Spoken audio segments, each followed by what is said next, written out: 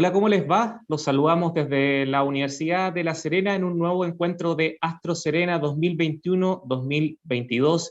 ciclo de charlas públicas organizado por el Departamento de Astronomía de la ULS y el Observatorio Gemini. Mi nombre es Gonzalo Lozano, periodista de la Dirección de Comunicación Estratégica de la Universidad de La Serena. Les recuerdo que esta es la cuarta temporada de Astro Serena, cuyo nombre es Siguiendo el Camino del Suri, Astronomía y Cultura en la ULS, y es transmitida, al igual que en el año 2020, vía streaming por el canal YouTube U Serena Oficial. Tal como ha sucedido en temporadas anteriores, tendremos importantes expositores quienes comparten sus conocimientos sobre astronomía y ciencias afines con toda nuestra comunidad. Hoy nos acompaña nuevamente el doctor Ricardo Moyano, esta vez junto a la arquitecta y académica Alma Ponce, quienes expondrán Astronomía Hispano-Indígena, Estudio de Iglesias Coloniales. Muchas gracias, Alma y Ricardo, por estar hoy compartiendo este tema tan interesante con nosotros. Muchísimas gracias, Gonzalo, y también agradecer a Alma el tiempo y la disposición para poder estar hoy día. Gracias por la invitación. No, gracias a ustedes por estar en este nuevo ciclo de Astro Serena. Yo les puedo contar que Alma Ponce es licenciada en Arquitectura, candidata a doctora en Urbanismo de la Universidad de Buenos Aires, Argentina. Ha desarrollado una carrera como docente y académica de la Universidad de La Serena desde el año 1996 a la fecha, dictando las asignaturas de Historia de la Arquitectura, Arquitectura Prehispánica y Talleres de Arquitectura 1 al 8. Ha participado en proyectos de investigación FIC y FONDAC y desarrollado iniciativas de vinculación con el medio y redes de investigación. Se ha especializado en las áreas de la historia de la arquitectura, el urbanismo histórico, la evolución de las ciudades y el patrimonio arquitectónico, elaborando investigaciones, preparando textos y experiencias docentes. En la actualidad se encuentra escribiendo la tesis doctoral en el fenómeno de la evolución de procesiones religiosas, la caminabilidad, su relación con la valoración del patrimonio, el espacio vial de trazado tradicional y su manifestación contemporánea. Por su parte, Ricardo Moyano es arqueólogo titulado de la Universidad de Chile, magíster y doctor en arqueología de la Escuela Nacional de Antropología e Historia de México, con postdoctorado del Instituto de Investigaciones Históricas de la Universidad Nacional Autónoma de México, la UNAM, y del CONICET Argentina. Fue docente de la carrera de Arqueología de la Universidad Católica de Temuco, es miembro de la Sociedad Interamericana de Astronomía de la Cultura, SIAC, y la Sociedad Internacional de Arqueoastronomía y Astronomía en la Cultura, ISAC, especialista en etno y arqueoastronomía andina, arqueología inca y astronomía colonial. En los últimos años se ha dedicado, junto con la investigación, a la divulgación y enseñanza de la astronomía intercultural. Esa es una breve presentación de ambos, de su trayectoria. Y sobre la presentación de hoy, y a modo de introducción, les puedo adelantar que la orientación de iglesias y templos cristianos tiene antecedentes en Europa durante la Edad Media y el Renacimiento. En América, las primeras fundaciones hispanas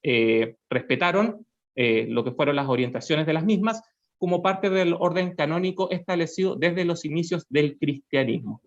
Durante esta charla, nuestros invitados expondrán ejemplos de templos cristianos en el norte de Chile, retomando tradiciones indígenas previas del periodo Tahuantinsuyo e intermedio tardío. Dejamos a Alma y Ricardo con Astronomía Hispano-Indígena, Estudio de Iglesias Coloniales.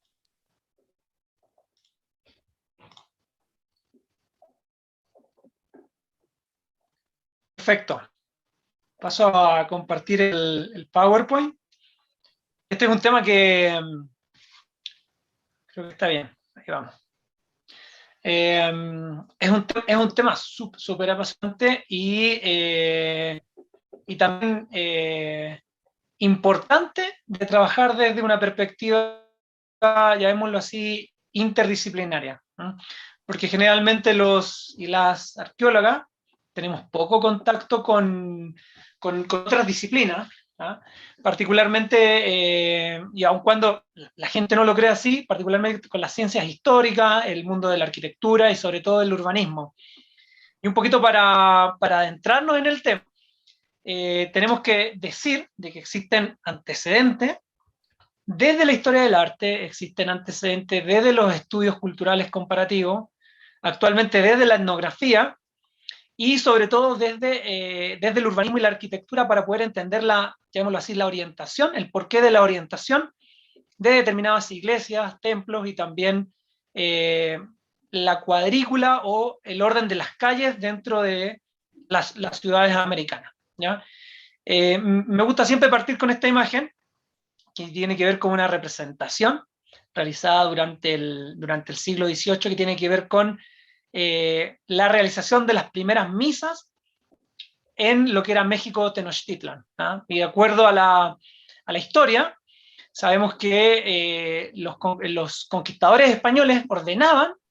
que se realizara la predicación de la fe, que se construyeran iglesias, que se instalaran algunas cruces sobre templos prehispánicos y también de alguna manera desarticulando este orden cosmológico previo que era muy propio de las sociedades americanas, sobre todo en Mesoamérica, el Caribe y la parte andina.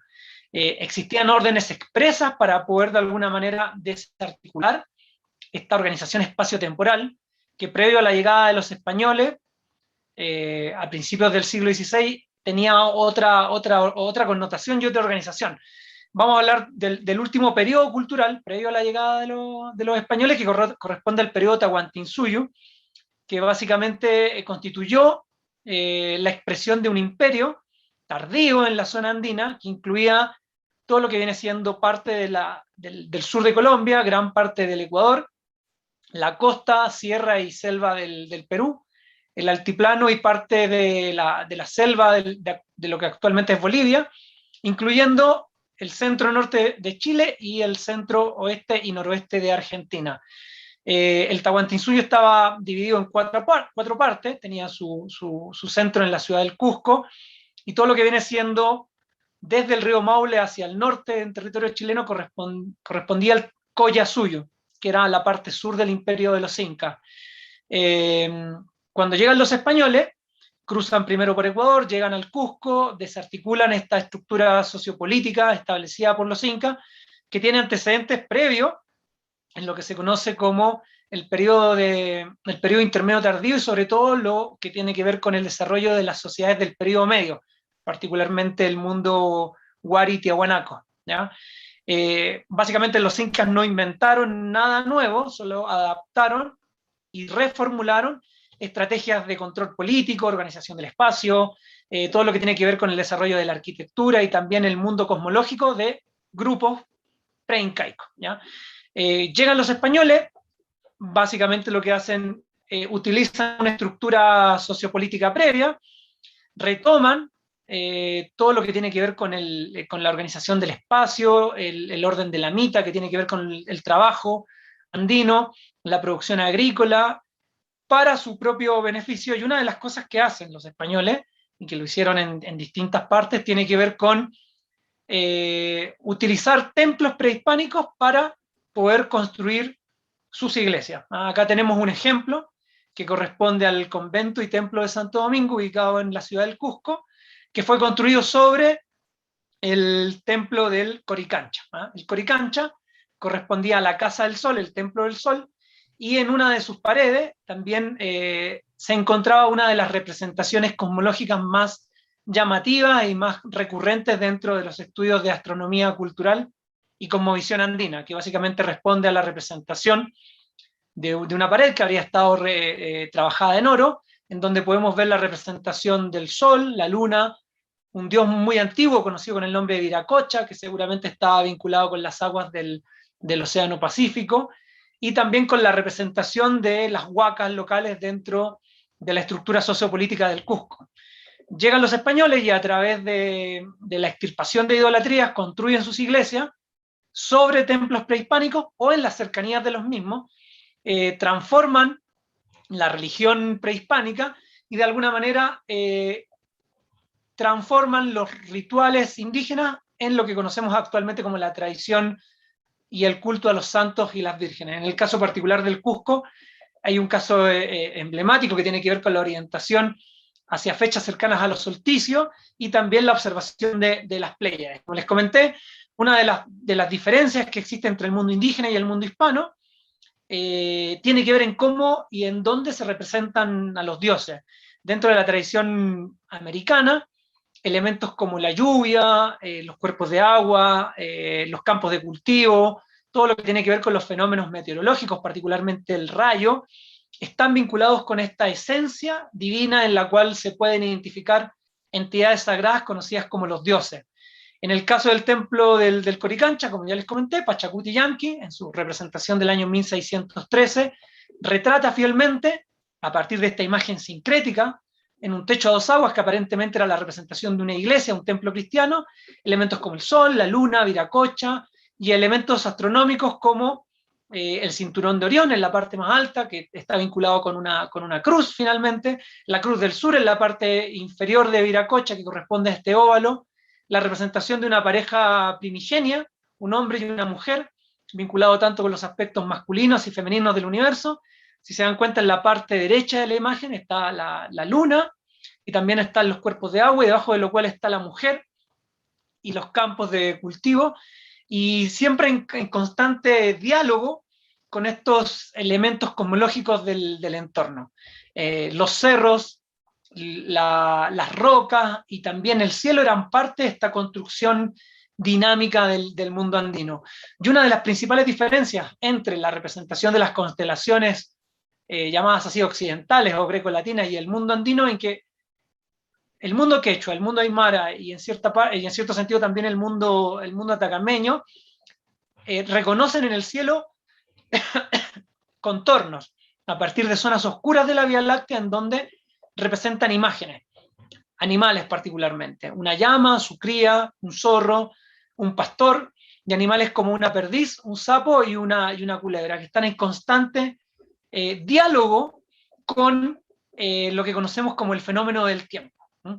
Otra característica del mundo andino es que reconoce la observación del sol en el horizonte, lo que permite identificar los solsticios a partir de dos fiestas vinculadas con el mes de junio y diciembre, la identificación de los equinoccios de marzo y septiembre, que luego vamos a mostrar que están aparentemente vinculados con la tradición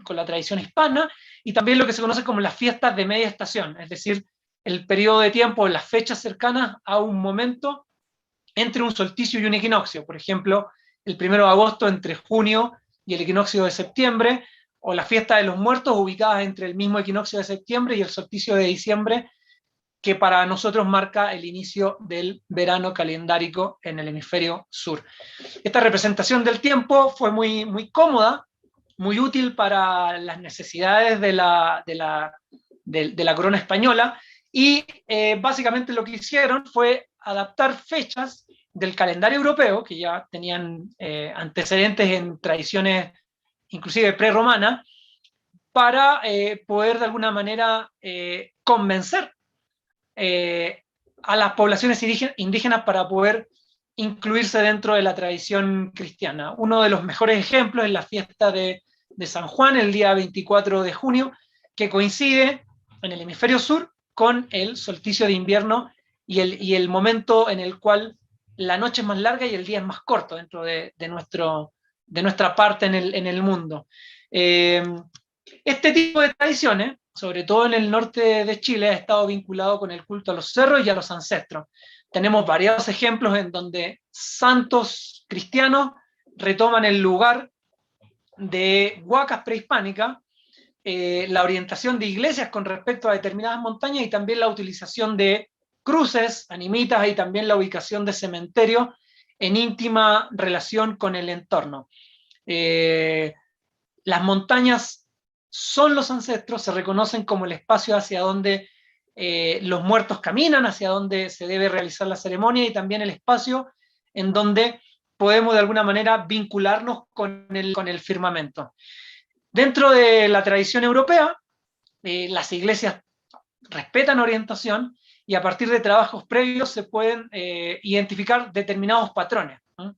En donde, llamémoslo así, el eje de simetría trazado entre el acceso, el altar y la cabecera, respetan ciertos tipos de orientación, ¿ya? Independiente de la forma arquitectónica que tenga el templo. Se pueden identificar orientaciones hacia los puntos cardinales, particularmente la salida del sol en el equinoccio, que puede ser el equinoccio astronómico, el calendárico o el equinoccio medio, dependiendo también del momento de construcción del templo, si fue durante época de cuenta juliana o gregoriana. También tenemos templos ubicados hacia la salida del sol en el día de la fiesta patronal, ya sea su acceso o su altar,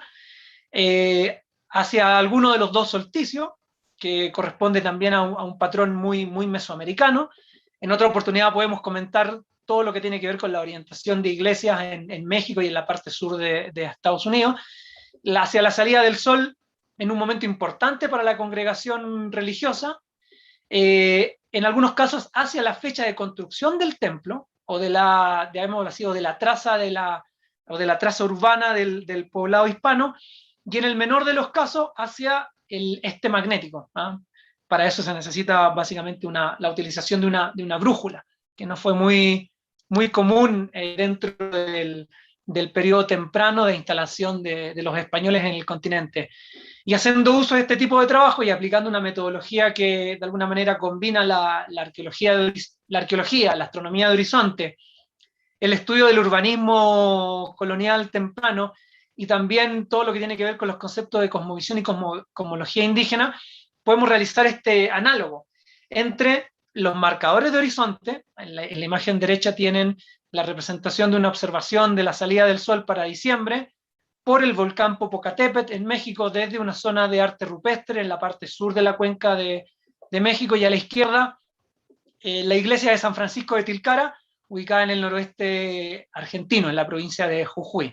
En ambos casos utilizamos el concepto del eje de simetría para poder de alguna manera orientar, en este caso, el acceso del templo, el altar, con un probable fenómeno astronómico de horizonte que ocurriría a la puesta del sol, y en el otro caso la utilización de la montaña como un marcador, ¿no? De hecho, muchísimas veces se hace esta analogía entre la montaña, la iglesia y la utilización de los santos para poder de alguna manera realizar esta comunicación con el entorno. Entonces, desde la arqueoastronomía nos comunicamos con otras disciplinas vinculadas con el urbanismo, la arquitectura y los estudios coloniales para poder realizar esta interpretación. Vamos a hablar del primer ejemplo, que tiene que ver con la astronomía del Valle del Mapocho, que ha sido reconocido como un espacio de ocupación del Tahuantinsuyo o del periodo incaico, y que ha tenido un auge de trabajos por lo menos a partir del año 2012 a la fecha, con la publicación de Rubén Estever y Gonzalo Sotomayor, en donde ellos plantean la presencia de los incas en el Valle del Mapocho a partir de la existencia de canales y campos de cultivo, la utilización de arquitectura, sobre todo la posible existencia de un pequeño centro administrativo en las cercanías de la Plaza de Armas de Santiago, la existencia de cerros huacas, a manera de cerros islas, ubicados dentro de la cuenca, trabajo al cual se complementamos, digo, a través de un trabajo inédito que todavía está ahí a punto de salir publicado, que estamos trabajando con el colega Patricio Bustamante. De acuerdo a la documentación histórica, señala que Pedro de Valdivia vino a poblar un pueblo parecido al Cusco, entre comillas, en donde se asume la presencia de población mapuche, de ahí viene el nombre de Mapocho, mapuche, y que tenían por órdenes del rey venir a poblar estos lugares que estaban muy alejados del Cusco, ¿no? Necesitaban fundar una ciudad y aparentemente se encontraron con población local que ya había tenido contacto con la población inca, ¿no? De acuerdo a los antecedentes arqueológicos recopilados por Estever y Sotomayor,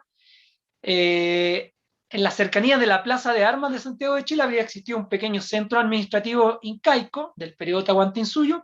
que habría estado compuesto por algunas construcciones, seguramente una callanca que habría estado ubicada en la ubicación actual de la Catedral Metropolitana, una casa que pertenecía al representante del Inca, que posteriormente fue tomada por Pedro de Valdivia, y que corresponde a la esquina donde está ubicada el edificio de correos frente a la Plaza de Armas, y algo que resulta súper llamativo corresponde a la existencia de una huaca, que en este caso corresponde al Cerro de Santa Lucía, que habría correspondido a la huaca local, conocida como Huelén, ¿no? el centro administrativo del Mapocho se habría construido al interior de este espacio vacío, este espacio de isla entre el río Mapocho y la Cañada de San Francisco, que actualmente es la avenida Libertador Bernardo Higgins, y habría tenido algunas características que habrían remitido a esta presencia incaica en un lugar muy alejado del centro que era el Cusco. Habría tenido una pequeña plaza, aparentemente habría tenido una callanca, como ya les comenté. Se ha identificado un estrato cultural con cerámica cusqueña de Aguita, correspondiente a grandes vasijas conocidas con el nombre de aríbalos, que seguramente fueron utilizadas en fiestas o en reuniones en donde el consumo de la chicha, dentro de un contexto de fiesta, era importante. Pero acá tenemos que contrastar información, ¿ah? Porque hasta el año 2012 se asumía que el centro de la ciudad de Santiago de Chile había sido fundado sobre un sitio vacío, ¿ah? De hecho, Prado y Barriento, en un trabajo del año 2012, planteaban que Santiago de Chile habría tomado el modelo de planificación de la ciudad de Sucre, en Bolivia, que si se dan cuenta, en relación al tamaño de la plaza, es bastante similar. Sucre fue fundado en 1538, Santiago en el año 1541, a inicios de año, pero hay una diferencia importante que tiene que ver con la orientación de la traza, ¿ah? En el caso de Sucre tiene una orientación cercana a los 39 grados, y en el caso de Santiago de Chile cercano a los 83 grados de azimut. Como les comenté, un elemento importantísimo dentro de la planificación urbana fue la existencia de este Cerro Huaca, que es el Cerro Huelén, bautizado como Cerro de Santa Lucía. De hecho, Pedro de Valdivia toma posesión durante el mes de diciembre del año 1540 de la cuenca de Santiago, y durante el verano del año 1541 funda la ciudad sobre lo que aparentemente era un sitio vacío, ¿ah? De acuerdo a los trabajos realizados con Patricio Bustamante, creemos que esto no es así. Realizamos algunas mediciones de horizonte utilizando un instrumento topográfico, que es el teodolito mecánico, desde la parte más alta del Santa Lucía, y de alguna manera hemos llegado a demostrar la importancia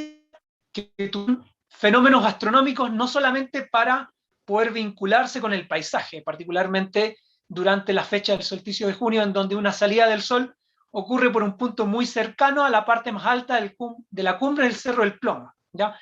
Recordemos que en el año 1954 se encuentra una capacocha incaica en la parte más alta del Cerro del Plomo. Este niño habría sido ofrendado a la montaña para poder de alguna manera realizar esta comunicación entre la vida de los seres humanos y la montaña. Recordemos que los cerros son lugares en donde nace el agua, los cerros con glaciares corresponden a los espacios en donde la gente necesita rendir el culto, y que la posición de la salida del sol con respecto a la ubicación de una capacocha o sacrificio humano tiene sentido en un contexto en el cual los incas de alguna manera toman control y posesión del valle del Mapocho. A partir del estudio espacial, de orientación de estos cerros Huaca, se ha podido reconstruir lo que aparente fue un pequeño sistema de seques o líneas imaginarias proyectadas en el paisaje, que habrían tenido como epicentro el antiguo centro administrativo incaico del Mapocho, ubicado en las cercanías de la Plaza de Armas, o el Cerro Santa Lucía, conocido también con el nombre de Huelén, que habría respetado la orientación equinoccial o cercana a los equinoccios, así como la salida y puesta del sol en solsticios de junio y de diciembre. Acá tenemos una imagen del contexto ritual del Cerro el Plomo, la ubicación del campamento actual en donde uno realiza la ascensión, en Campamento Federación a los 4.100 metros, el laboratorio ubicado a 5.200, y el enterratorio ubicado casi en la parte más alta, de alguna manera controlando y dominando la presencia de este glaciar que da origen al río Mapocho, ¿no? Acá tenemos una imagen de la Capacocha, actualmente en las dependencias del Museo Nacional de Historia Natural en la ciudad de Santiago, una imagen del enterratorio bastante destruido, ubicado a 5.400 metros, abajo del laboratorio ubicado a 5.002, y abajo a la izquierda la imagen de piedra numerada en las cercanías de una cascada, que corresponde a un pequeño punto de descanso, vinculado con estas rocas que llaman bastante la atención. Nuevamente, la presencia del agua, las rocas con determinada forma y la ubicación de sitios arqueológicos respeta esta estructura, llamemos así, esta estructura andina, en donde el ser humano se reconoce con el entorno, y también con los elementos vinculados con el agua. El agua, la presencia de cuerpos glaciares, de alguna manera resaltan esta condición sagrada previa que tienen los elementos de la naturaleza. La palabra sagrada, la palabra para el lugar sagrado en quechua corresponde a huaca, y estas huacas habrían sido organizadas dentro del espacio a partir de líneas seques que corresponden a la proyección de líneas imaginarias en el paisaje, y que en el contexto del centro administrativo del Mapocho se tradujeron en lo que aparentemente corresponde a la traza urbana de la ciudad de Santiago. Esto va a ser publicado ahora dentro del segundo semestre del 2021 y aparentemente habría tenido un sentido solar y también lunar. Recordemos de que dentro de la cosmovisión andina, el sol está vinculado con los aspectos masculinos del universo, la luna con los aspectos femeninos, y de alguna manera están en constante equilibrio. Lo que realizamos durante parte del 2015, 2016 hasta el 2017 fue realizar la topografía de horizonte a partir de la medición del muro norte del actual edificio de la Catedral Metropolitana de Santiago de Chile. Determinamos las líneas de visión, de alguna manera dimos respuesta del por qué esta aparente diferencia entre la orientación cardinal y la orientación de la calle Catedral Monjita con respecto a una salida del sol, que ocurriría en fechas cercanas al día 13, 14 y 15 de septiembre de cada año, y el por qué aparentemente los incas habrían construido un centro administrativo en la cuenca del Mapocho, de por qué su orientación, y cuál sería aparentemente su relación, por lo menos a nivel muy preliminar, con el centro urbano de la ciudad de La Serena, que vamos a presentar en la segunda parte de la presentación.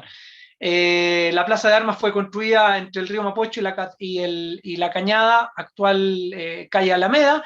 Habría estado de alguna manera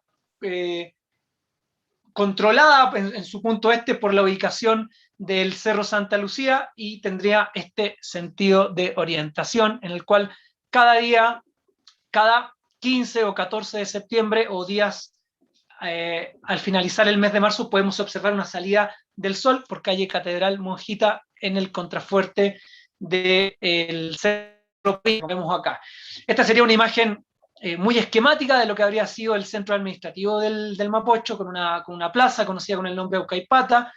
un edificio conocido como Cayanca, que habría ocupado la ubicación de la actual de la actual Catedral Metropolitana, y la presencia permanente de estos cerros Huaca como provincia, el Cerro del Plomo, donde se encontró la Capacocha, y también lo que corresponde al cordón de San Ramón y Punta de Dama, siempre mirando hacia el este. Un hecho importante de tomar en consideración, en la parte izquierda de la imagen, corresponde a la ubicación del Cerro Blanco, ¿no?, en las cercanías del Cementerio General, en donde, según las crónicas y también de acuerdo a los antecedentes arqueológicos, habría estado asentado la población mapuche, es decir, los grupos locales que se habrían relacionado con los incas y que habrían mantenido esta relación de complementariedad. Los mapuches ubicados al lado norte del río, la población incaica, mejor dicho, los grupos de aguitas trasladados por los incas en la parte de la actual Plaza de Armas. Como ya comenté, esta orientación seguramente responde a elementos solares vinculados con el equinoccio de septiembre, pero también existe una posibilidad en la cual podemos relacionar esta orientación de la calle Catedral Monjitas con la observación de una luna llena cercana a los equinoccios. Dentro de la tradición cusqueña existe una fiesta que es la fiesta lunar de la Sitúa, o la fiesta de la Reina, durante el mes de septiembre, cercana al equinoccio, en donde se realizaban ceremonias dedicadas a la expulsión de las enfermedades desde la plaza principal, particularmente desde el Uxnu, de la plaza de Aucaipata, hacia los 4 rumbos de universos, vinculados con los 4 sectores del Tahuantinsuyo. Y de acuerdo a los trabajos realizado desde una perspectiva comparativa, y aquí tengo una imagen de la ciudad de La Serena, refundada el 26 de agosto de 1549, aparentemente tendría cierta lógica en la cual la segunda ciudad más antigua de Chile habría tenido aparentemente una lógica muy parecida a la fundación de la ciudad de Santiago. Recordemos que La Serena fue fundada por el capitán Juan Boón, con el nombre de Villanueva de La Serena, el 4 de septiembre, o en fechas cercanas al 4 de septiembre de 1544, por órdenes de Pedro de Valdivia. Inicialmente tendría que servir como punto de conexión entre Santiago y el Perú, y que un tiempo después, en una fecha cercana al 11 o 12 de enero del 49, la ciudad fue destruida por las poblaciones locales. La ciudad se refunda en 1549 por Francisco de Aguirre, quien de hecho también tenía su casa ahí en las cercanías de la Plaza de Armas, y recibe el nombre de San Bartolomé de La Serena, que corresponde al actual patrono de la ciudad, en un lugar en el que aparentemente corresponde a la ubicación actual de la ciudad. Si se dan cuenta, hay algunos topónimos que se repiten. El Cerro de Santa Lucía está ubicado, al igual que en la ciudad de Santiago de Chile, en la parte este de la ubicación de la trama, y eso sugiere interesantes analogías entre uno y otro lugar. Recuerden que Santiago se funda el 12 de febrero del 41, y tiempo después se funda La Serena, o se refunda La Serena, mejor dicho, dentro de una analogía de topónimos y también de espacio, en donde el río Elqui, que está ubicado al norte, se condice con la ubicación del río Mapocho, que también está ubicado al norte, pero de la ciudad de Santiago, y que tenemos también un espacio que corresponde a la avenida Francisco de Aguirre, que perfectamente podría ser análogo a la representación de la Cañada de San Francisco, la Alameda en la ciudad de Santiago de Chile. En ambos casos tenemos la representación del Cerro Santa Lucía, en donde en La Serena está ubicado actualmente el regimiento. De acuerdo a la ubicación de las primeras ermitas, a partir también de la utilización de un plano que deriva del año 1713 de Fraser, damos cuenta de la ubicación de las primeras iglesias y también los primeros centros de culto, que corresponderían a esta ermita de Santa Lucía, la ermita de Santa Inés, donde está ubicada la actual iglesia, y la ermita de San Miguel, que de alguna manera representa una especie de triángulo que envuelven o que encierran el espacio urbano de la ciudad de La Serena, ¿ya? Y haciendo una analogía entre la disposición espacial, particularmente de la iglesia y ermita de Santa Lucía, con la Merced y el templo de San Juan de Dios, podemos también dar cuenta de algunas coincidencias. Hasta el momento podemos hablar de coincidencias porque no es un estudio acabado, de hecho está en proceso, en la cual la puesta del sol para el solsticio de junio se observa en la parte superior, utilizando en este caso el punto de ubicación de la Merced y también la altura de su torre, y la puesta del sol en el solsticio de diciembre, todos observados desde Santa Lucía. Una de las cosas interesantes de la ciudad de La Serena es que sus calles no son paralelas a algunas de los muros de las iglesias construidas en el centro de la ciudad, y es un tema todavía en discusión, y seguramente también vamos a encontrar acá los aportes de Alma con respecto a yo le quiero dar la voz a Alma, creo que está ahí con su micrófono ya prendido, con respecto a la cartografía disponible que tenemos actualmente para el centro de La Serena. ¿Estás, Alma, por ahí? Sí, con respecto a la cartografía, bueno, ahí vemos la cartografía que disponemos desde el año 1600, aunque ese primer plano todavía está en discusión si corresponde o no a nuestra ciudad de La Serena, pero el de 1646 sí ya corresponde, pertenece a uno de los libros editados por los jesuitas, y es una cartografía imaginaria, digamos, que un poco representa las torres de las iglesias como muy jerárquicas dentro de esta nueva población, esta nueva fundación de ciudad en esta bahía de Coquimbo. Sin duda el plano de Fraser, de Fresier, que tú mostraste antes, el de 1713, es el que nos da más información con respecto a la ubicación de los templos y otras cosas que destaca Fresier, como son el riego urbano, ¿ya? Que quizá podría estar relacionado con la posición o con la orientación de estas calles que son perpendiculares al mar, y que en el caso de La Serena son las calles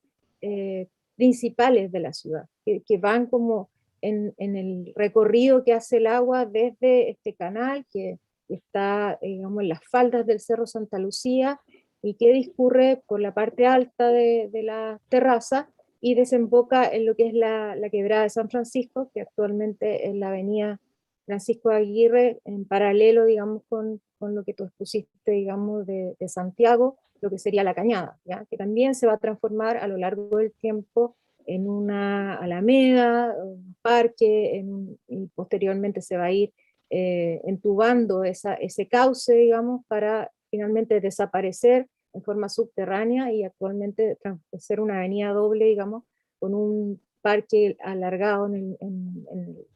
el centro. Bueno, otras cosas que dice esa cartografía de Fresier es lo que tú ya señalaste, la posición de las primeras ermitas que corresponden a los centros de culto iniciales que establecen las primeras congregaciones religiosas que se establecen en la ciudad de La Serena,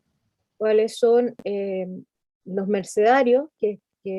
fundan o construyen este primer templo, ermita, en Santa Lucía, y los agustinos que construyen el de Santa Lucía. En el caso de eso se tiene, digamos, certeza de las fechas que corresponden a la construcción de esos templos. De San Miguel no se sabe tanto, pero estaba, digamos, dedicado al culto del arcángel. Las otras cartografías posteriores, que están ahí, la de 1753, la de 1767, ya tienen, bueno, la del 53 tiene un carácter urbano, pero es un poco imaginada, está bastante, digamos, idealizada, con unos tremendos muros de cerramiento de la ciudad que nunca existieron, ¿no? Había un muro hacia el sur, hacia lo que está en la calle Amunátegui actual, pero que no era ni tan fastuoso ni tan bien terminado como el que sale en esa cartografía, y hacia los otros lados de la ciudad en realidad las divisiones, cómo se protegía la ciudad era más bien por los accidentes naturales que tenían que ver, por un lado, con la Barranca del Mar, que es actualmente la calle Pedro Pablo Muñoz, y la Barranca del Río, que es la calle Cirujano Videla y Almagro actual en la ciudad, que son depresiones en esta terraza donde está fundada la ciudad y que de alguna manera plantean una dificultad para acceder a la cuadrícula. Está este damero que está basado, digamos, en el libro cuarto de las leyes de Indias y que implica, digamos, la planificación de la ciudad en base a esta cuadrícula ordenada en torno a una plaza. En el caso de La Serena, esta plaza está ubicada como en una esquina, ¿ya? No está en el centro, como en el caso de Santiago, que fue fundada en el centro y que creció, digamos, de forma organizada y ordenada, digamos, en torno a la plaza en forma más o menos simétrica, y que fue después contenida por estos accidentes naturales. En el caso de La Serena está como a un lado, es una mezcla de lo que era la fundación de la ciudad mediterránea, la que no tenía costa, y ciudad costera, que la plaza estaba desplazada hacia un costado, digamos, colindando con el borde mar. Bueno, ahí está un poco en la izquierda el plano de Fresier, con la ubicación de los distintos templos que tienen,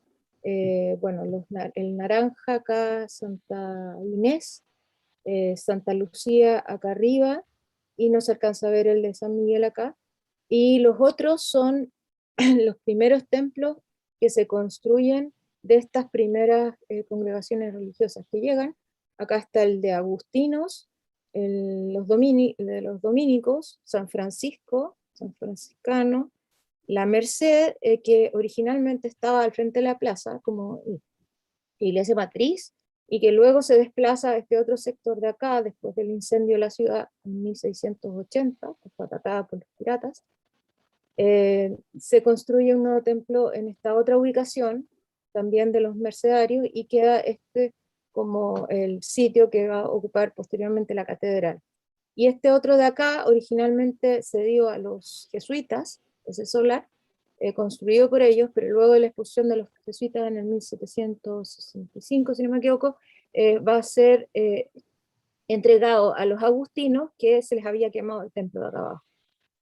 En este plano del lado derecho está la ubicación de justamente estos mismos templos en el plano actual de la ciudad. Y vemos un poco la traducción de lo que describe el plano este de Fresier con el gran canal que discurre, digamos, por las faldas de este cerro y de la terraza, esa es la terraza tercera de la ciudad y que desemboca en la cañada, y las acequias que salen del canal y que riegan el interior de los solares distribuidos en la ciudad. Bueno, Ricardo es más experto, digamos, en el tema de la orientación. Hay una notoria diferencia entre el trazado regular que está en muchas de las ciudades americanas y este trazado que es un poco chueco, o sea, no sé cómo decirlo de otra manera, digamos, no tiene un ángulo recto en su esquina, sino que está como torcido. Actualmente en el centro histórico de La Serena, que lamentablemente ahí no se ve, pero ahí en la parte inferior de la diapositiva están las 13 iglesias que componen las actuales iglesias de la ciudad en el centro, en el casco histórico. Están distribuidas en el mapa de acuerdo más o menos al tiempo de fundación. Las color salmón corresponden a las 3 ermitas. Santa Lucía, construida por los mercedarios, que fueron los primeros que llegaron. Santa Inés por los agustinos, y acá San Miguel en lo que actualmente es la iglesia del Tránsito. Después está aquí en celeste un poco más encendido las actuales iglesias de los mercedarios, que es la Merced actual, que no corresponde a la situación original de esa iglesia que estaba acá, la de los jesuitas, que actualmente es San Agustín, de los agustinos, San Francisco, que en cuanto a construcción es la que es más antigua, que se conserva en la construcción original y que se ha ido modificando a lo largo de los años, y los dominicos, que fueron la última congregación que llegó a La Serena. Las otras iglesias que están más oscuras corresponden al periodo republicano, que en este caso es la Providencia, la de los Sagrados Corazones, acá. Esta es las Carmelitas, y esta de acá es la de San Juan, y esta es la de los Salesianos. Y las que están en color morado, claro, es la iglesia que se quemó, de los agustinos. Esta es la Sagrado Corazón de Jesús, que se demolió después del terremoto, de uno de los terremotos, y Capuchinos, que también fue demolida después de ser intervenida y ocupada con muchos otros propósitos durante mucho tiempo. Sigue la siguiente. Mira, en este otro plano se describe un poco estas primeras iglesias, de las primeras congregaciones, y la ubicación de las mismas, y más o menos la orientación. Tenemos que la primera, que es de los mercedarios, que originalmente estaba en lo que es la catedral actual, en la nueva ubicación tiene una orientación donde el acceso está hacia el oeste. ¿Ya? No estoy hablando de grados de orientación, sino más bien como la orientación cardinal. Tiene una configuración de una sola nave alargada, con el altar en la parte más profunda de esta nave, y data de 1683 más o menos la construcción de esta iglesia, pero fue sucesivamente transformada a lo largo del tiempo, asumiendo distintos estilos históricos, artísticos, digamos, que iban estando en boga en los distintos momentos, digamos. Por en segundo lugar está San Francisco, que ya dije es la que se podría decir que es la que conserva, digamos, la estructura más antigua. Esa se comienza a construir en 1563 con el establecimiento de esta orden franciscana en La Serena, aunque el edificio actual se entiende que data de 1590. Se ha transformado en sucesivas ocasiones y se ha reconstruido también y se le han realizado restauraciones producto de los daños sufridos básicamente por terremotos, porque esta iglesia fue la única que no fue destruida por el fuego una vez que los piratas Drake y Sharp incendiaron la ciudad. Perdón. Luego está San Agustín, que originalmente era jesuita. Esa construcción primitiva data de 1672, y luego en 1768, luego la expulsión de los jesuitas del territorio americano, digamos, pasa a la orden agustina y actualmente es llamada Iglesia San Agustín. Esas tres iglesias tienen en común que el acceso está orientado hacia el poniente, ¿no? Y distinto el caso de la iglesia Santo Domingo, que fue construida entre 1673 y 75, iniciada por la orden de los dominicos. Está construida, al igual que las otras, en piedra canteada y dedicada a Santo Domingo de Guzmán, y también ha sufrido numerosas reconstrucciones producto de daños ocasionados por terremotos, y la última reconstrucción fue de la torre, que es muy característica, la torre que tiene el campanario, digamos, fue completamente reconstruida en hormigón armado, ya que estaba en muy mal estado después de los terremotos. Eso es lo que puedo decir con respecto a las iglesias más antiguas de la ciudad, ya que obviamente La Serena es conocida como la ciudad de los campanarios, pero no todas las iglesias son del periodo colonial, son esas 4 solamente. Eso, Ricardo. Perfecto. Ya para ir, gracias Alma. Ya para ir cerrando la presentación, voy a compartir algunas imágenes vinculadas con este estudio preliminar que estamos realizando con Alma y con Rodolfo Angeloni, que data más o menos desde el 2017 a la fecha, en el cual nos dimos a la tarea de poder visitar algunos templos ubicados en La Serena, medir el eje de simetría de las calles del centro, y también, y algo que todavía queda ahí como una incógnita, de hecho estamos ahí en proceso, poder determinar, poder explicar el por qué las iglesias, como dice Alma, están chuecas con respecto al trazado de las calles, ¿no? Acá tenemos la imagen de la iglesia de la catedral y de la calle paralela, que estaría más o menos orientada a la salida del sol en los equinoccios, y a diferencia del edificio que está ubicado hacia la salida del sol el 4 de marzo y el 9 de octubre. Seguimos avanzando, acá está la iglesia de San Francisco,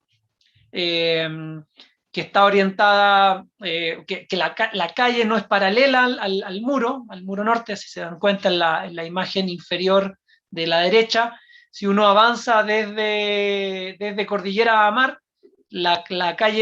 vereda se angosta, ¿ah? Como ven ahí abajo, y si ustedes van en sentido inverso se irá ensanchando, ¿ah? En este caso el edificio está orientado hacia el 11 de marzo y hacia el 2 y 3 del mes de octubre. Y algo que resulta interesante, ya para terminar, viene siendo de que la orientación de la catedral actual, la torre de la iglesia, mira hacia una puesta del sol cercana al día 3 de abril y 9 y 10 de septiembre,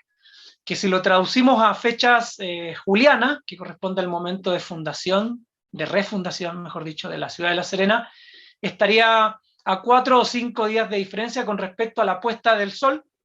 que eventualmente pudieron haber observado las personas que dieron origen al trazado urbano, o mejor dicho, al asentamiento actual de la ciudad de La Serena, lo cual todavía ahí está en discusión, y creo que es un tema abierto para poder seguir discutiendo entre la arqueoastronomía, el urbanismo y sobre todo la historia de las iglesias coloniales y también las posteriores fundadas en La Serena.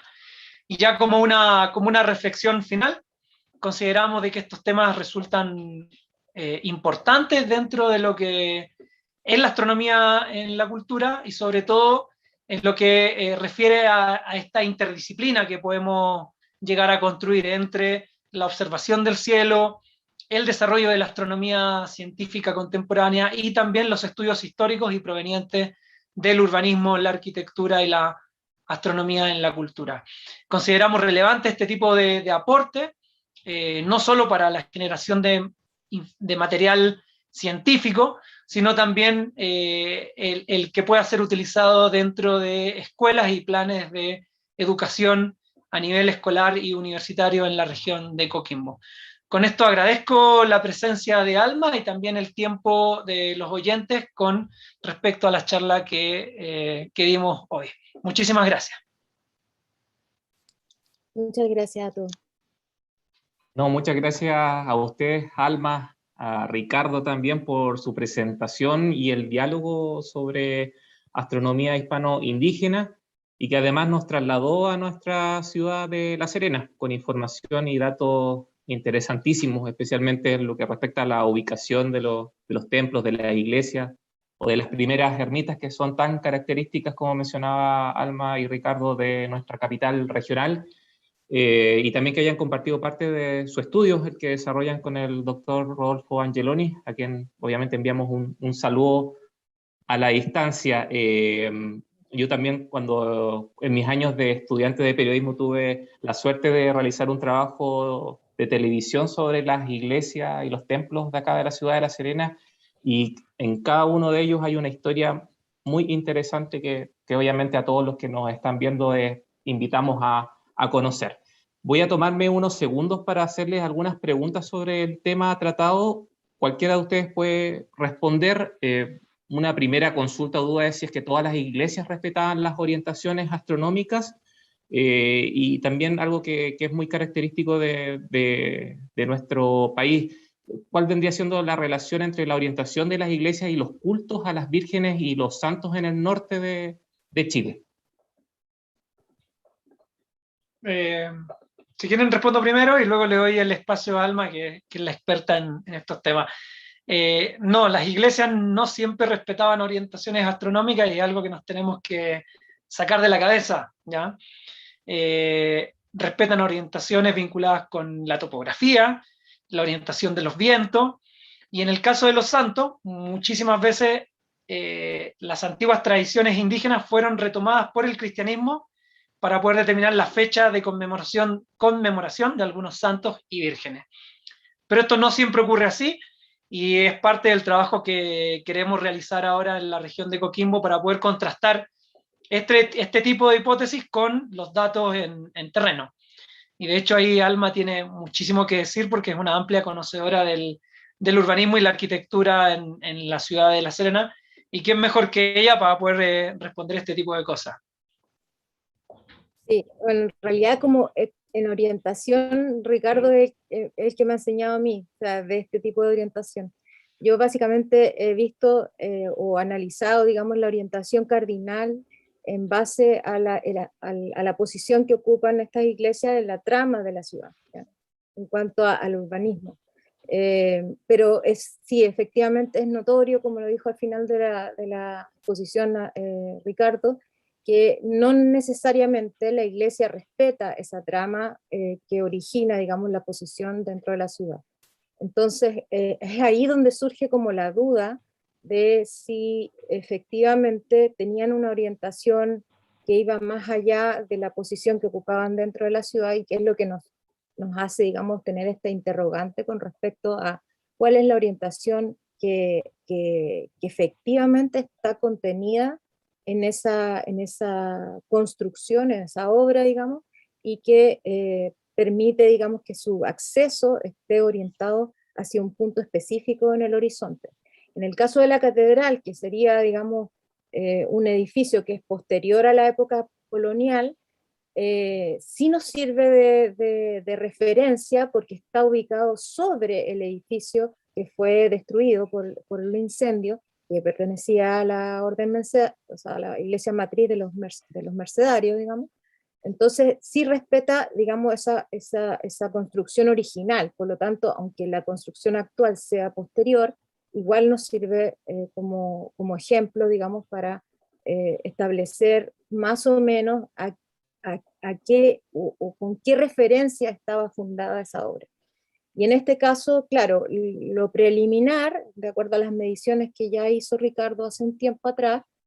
con ese mismo instrumento que vimos en las fotografías de Santiago, pareciera ser que está orientado hacia la puesta de sol de justamente ese momento histórico de la fundación o refundación de la ciudad. También en ese trabajo de campo que hizo con la catedral, también hizo la medición de Santa Inés, ¿ya? Que actualmente es un centro